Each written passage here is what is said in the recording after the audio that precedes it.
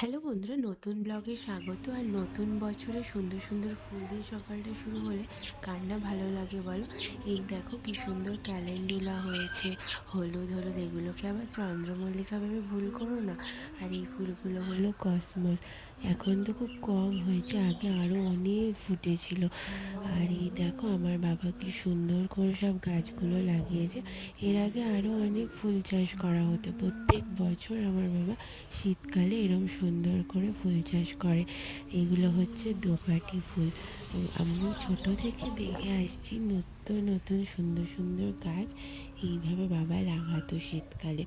আর এখনও শরীরের জন্য পুরোপুরি অত বেশি পরিশ্রম করতে পারে না, কিন্তু যতটা পারে ততটা করে। আর আমারও গাছ লাগাতে খুব ভালো লাগে।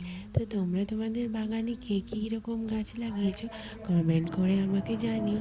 আর এটা তো সারা বছরই ফুলবা। তোমরা কিন্তু আমার ভিডিওগুলো দেখো, কিন্তু একটু ফলো দিয়ে যাও না। ফলো দিতে তো আর পয়সা লাগে না বলো। তো একটু ফলো করে দিও আর সাবস্ক্রাইব করো, শেয়ার করে দিও। টাটা।